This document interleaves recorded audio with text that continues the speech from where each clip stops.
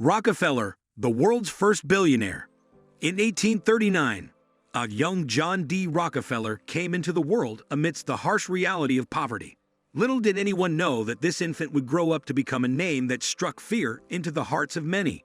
His journey from the depths of destitution to the towering heights of wealth and power is a tale that both inspires and chills. Born into humble beginnings, Rockefeller's ascent was not paved with silver spoons, but rather with relentless ambition and an unyielding determination to succeed. His empire, Standard Oil, would eventually dominate industries, crush competitors, and manipulate governments with ruthless efficiency. Along the way, he made enemies and faced bitter rivalries, carving his path with calculated precision. Rockefeller's story serves as a cautionary tale, illustrating the consequences when unchecked greed and ambition reign supreme. Chapter 1. The poor Mr. Rockefeller. Born into a struggling family in 1839, John D. Rockefeller's childhood was marked by the erratic behavior of his father, known as Devil Bill, who led a secret life as a con artist. Despite the challenges, John learned the value of hard work and responsibility early on, helping his family by farming and finding innovative ways to earn money. Unable to pursue college, John entered the workforce at a young age, initially facing rejection, but eventually securing a job in bookkeeping. This opportunity not only provided him with valuable experience, but also ignited his ambition to build his own fortune. Despite modest beginnings, Rockefeller remained determined, envisioning a future of wealth and success. His commitment to charitable giving also emerged early on, reflecting his values of generosity and responsibility. As he navigated the ups and downs of the business world, Rockefeller's confidence grew, eventually leading him to take the bold step of starting his own company, poised to make a significant impact on the business landscape. Chapter 2. The young Mr. Rockefeller. At the age of 18, John Rockefeller's reputation as a reliable bookkeeper in Cleveland caught the attention of Maurice Clark, a chemist, who proposed they venture into a produce business together. Thus, Clark and Rockefeller was born, specializing in buying and selling various food items. Despite the initial challenges of exhaustion and limited capital, their business flourished, with John's mature demeanor earning him respect in the industry.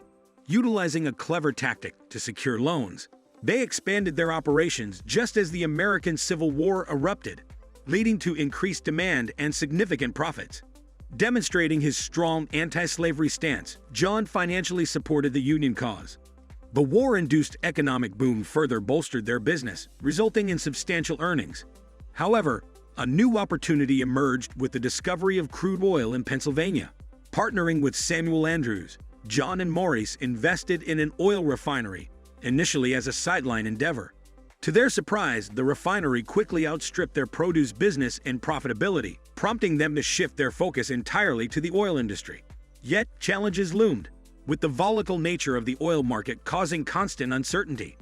Maurice eventually sold his share to John, who, despite his fears, doubled down on the oil business, seizing the opportunity presented by a newly discovered oil field. With fierce competition ahead, John was determined to emerge as a dominant force in the oil industry, driven by his unwavering ambition to amass wealth. Chapter 3.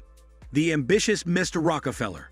In the midst of expanding his business empire, John Rockefeller found stability in his personal life by marrying a woman who shared his religious devotion.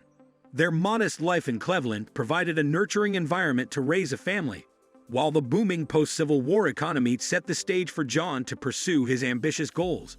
With his partner gone, John rebranded their company as Standard Oil and embarked on a mission to dominate the oil industry. Recognizing the need for strategic alliances, he enlisted the help of Henry Flagler, a like-minded individual driven by a desire to build an empire. Together, they devised ruthless tactics to crush their competitors, including secret agreements with railroads to secure favorable shipping rates.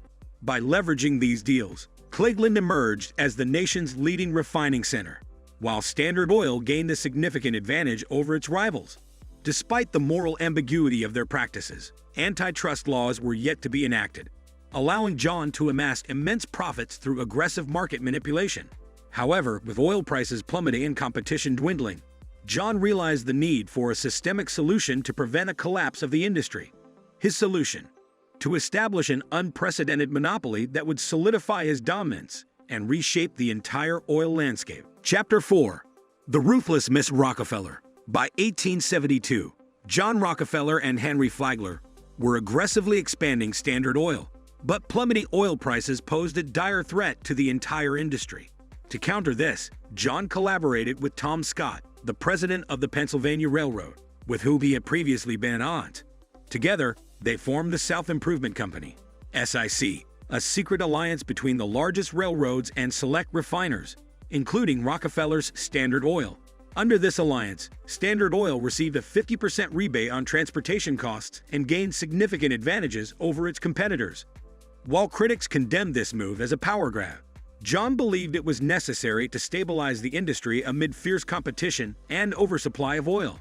However, rumors of the SIC soon spread, triggering public outrage and protests against Standard Oil and the Pennsylvania Railroad. The backlash culminated in violent acts of vandalism and sabotage against their operations. Additionally, oil miners boycotted the SIC, causing its disbandment within 2 months of its formation. Undeterred by the failure of the SIC, John resolved to consolidate his control over the industry through overt means. Exploiting fears of a lingering railroad refiner cartel, he orchestrated a series of coercive buyouts and acquisitions, leveraging Standard Oil's financial strength and modernized refineries. During the nationwide economic recession following Black Thursday in 1873, Standard Oil emerged as one of the few profitable refiners due to its careful management and efficient operations. Seizing upon the opportunity presented by struggling competitors, John initiated a ruthless campaign of acquisitions, employing tactics such as monopolizing refining equipment and manipulating railroad prices to force rivals into bankruptcy or submission. By the time the economy began to recover, Standard Oil had amassed control over major refining centers across the country, earning John the title of King of Oil Refining. However, Standard Oil's aggressive expansion and predatory practices sparked widespread condemnation. Critics denounced it as a ruthless monopoly, and resentment against the company grew among its victims. Despite his immense wealth and power, John Rockefeller found himself increasingly isolated, facing mounting hostility from an ever-expanding list of enemies. Chapter 5. The Formidable Mr. Rockefeller. As the oil industry underwent rapid changes, John Rockefeller remained calm and calculated, ready to turn challenges into opportunities. Despite his total dominance in the industry, he recognized the need to adapt to the shifting landscape. The emergence of electric lighting, pioneered by Thomas Edison, threatened to reduce the demand for oil as a source of illumination. Additionally, the discovery of a significant crude oil deposit in northern Ohio raised concerns about an impending surplus that could crash oil prices. While many Standard Oil executives panicked at the prospect of these changes, Rockefeller remained unfazed. He had a knack for leveraging crisis to his advantage, and this situation was no different. In fact, it presented an opportunity for him to further solidify his position and expand his empire. With his keen strategic mind and unparalleled control over the industry, Rockefeller was poised to navigate through the turbulent times ahead. His ability to stay calm under pressure and capitalize on changing circumstances would continue to cement his legacy as one of the most influential figures in American business history. Chapter 6. The Controlling Mr. Rockefeller. John Rockefeller's ambitions extended beyond dominating the oil industry. He aimed to expand his empire into other sectors, leveraging his wealth and strategic vision. With the discovery of oil in Ohio, Rockefeller saw an opportunity to implement radical plans for vertical integration within Standard Oil, thereby controlling every aspect of the oil supply chain. Standard Oil transitioned from solely focusing on refining to becoming involved in drilling, transportation, storage, and distribution. Rockefeller spearheaded initiatives such as purchasing land for drilling, constructing derricks, and laying pipelines to transport oil efficiently. However, Ohio's oil initially faced market rejection due to its foul odor, earning it the nickname skunk oil. Instead of giving up, Rockefeller invested in research to remove sulfur from the oil, making it marketable and giving Standard Oil a competitive edge. As oil discoveries expanded to states like Oklahoma, Texas, Kansas, and California, Rockefeller's empire was uniquely positioned to capitalize on the growing petroleum industry. Furthermore, the rise of automobiles presented new opportunities, with gasoline, a byproduct of the refining process, becoming a valuable commodity. Amidst economic downturns, such as the Depression of 1893, Rockefeller's fortunes continued to thrive. He gradually shifted his focus from day-to-day operations at Standard Oil to strategic investments, recognizing the need for financial stewardship. Rockefeller enlisted the help of Frederick Gates, a former Baptist minister, to manage his investments. Gates's expertise proved invaluable in growing Rockefeller's wealth through strategic investments. Rockefeller's son, John Jr., also learned from Gates, gaining knowledge in investing and negotiation.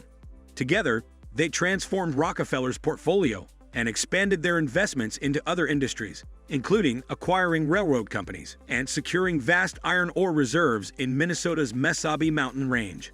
The acquisition of iron ore reserves signaled Rockefeller's intention to enter the steel industry, setting the stage for a direct confrontation with Andrew Carnegie, the Steel King. Their rivalry, which had previously been about wealth, now expanded to include competition in Carnegie's domain. Rockefeller's ambition knew no bounds as he sought to dominate not only the oil industry but also steel production, solidifying his legacy as one of the most formidable industrialists of his time. Chapter 7. The Powerful Mr. Rockefeller. John Rockefeller's strategic maneuvers in the mining industry, particularly in the Mesabi Mountain Range, showcased his ability to outmaneuver competitors and forge profitable partnerships. By undercutting Carnegie's steel business with cheap ore prices and leveraging his control over transportation, Rockefeller forced Carnegie into a deal that benefited both parties. The agreement between Rockefeller and Carnegie sparked investor enthusiasm on Wall Street, with hopes of profiting from their combined ventures. However, J.P. Morgan, recognizing the potential for a steel monopoly, sought to consolidate Rockefeller's iron mines and Carnegie's steel business under a single entity, U.S. Steel. When Morgan approached Rockefeller to negotiate the sale of the Mesabi iron mines, he was surprised to be directed to Rockefeller's 27-year-old son, John Jr. Despite Morgan's initial skepticism, Jr. confidently asserted his position, refusing to sell and placing the negotiation power firmly in his hands. After tense negotiations, Morgan offered Rockefeller a staggering $88.5 million in the U.S. Steel stock for ownership of the Mesabi mines. Rockefeller's stake in U.S. Steel would later appreciate significantly, further bolstering his wealth. With investments diversified across industries and Standard Oil's dominance solidified, Rockefeller's wealth continued to soar. However, his failure to publicly announce his retirement left him vulnerable to public scrutiny and accusations, setting the stage for the scandal that would tarnish his reputation. Chapter 8. The Notorious Mr. Rockefeller. John Rockefeller's retirement didn't diminish his wealth. In fact, it continued to grow substantially due to the booming auto industry. However, Standard Oil's ruthless business practices led to a negative public perception, which President Theodore Roosevelt capitalized on to rise to power. Roosevelt's administration launched a comprehensive investigation into Standard Oil, resulting in numerous lawsuits and a federal lawsuit charging the company with monopolistic practices. The evidence presented during the trial revealed Standard Oil's widespread control of the oil industry and its manipulation of prices to maximize profits. On May 15, 1911, Standard Oil was found guilty of monopolistic behavior and ordered by the federal government to dissolve and reorganize its subsidiaries into separate entities. Despite many viewing this as a defeat for Rockefeller, it turned out to be highly profitable for him. As the companies were split, Rockefeller received shares in each new entity, which significantly appreciated in value after they were publicly traded. By the end of 1911, Rockefeller was on the brink of becoming the world's first billionaire, surpassing Andrew Carnegie in wealth. With such immense riches at his disposal, the question remained, what would Rockefeller do with his fortune? Chapter 9. The Generous Mr. Rockefeller. John D. Rockefeller, after becoming the wealthiest man in the world and retiring, dedicated the rest of his life to philanthropy. Despite being over 70 years old, he remained energetic about charity work, considering himself a soldier of God sent to earth to benefit mankind. Throughout his life, he had consistently donated at least 10% of his earnings to various organizations, often anonymously. In 1913, Rockefeller founded the Rockefeller Foundation with Frederick Gates and his son, John Jr., aiming to institutionalize and expand his philanthropic efforts. Over the years, Rockefeller and his foundation donated millions of dollars to various causes, primarily focusing on medicine and education. The Rockefeller Foundation's contributions have had a significant impact on society, supporting scientific research, combating diseases, and advancing education globally. Despite his philanthropic endeavors, Rockefeller's legacy remains controversial due to his ruthless business practices and monopolistic tendencies. He is seen as both a generous philanthropist and a ruthless businessman, with his biography highlighting the complexity of his character. Ultimately, Rockefeller's life story reflects the duality of his character, with both admirable and problematic aspects. Regardless of one's opinion of him, John D. Rockefeller remains one of the most intriguing figures in business history. Would you like it? Hit the like button and subscribe to our channels for more interesting and informative videos.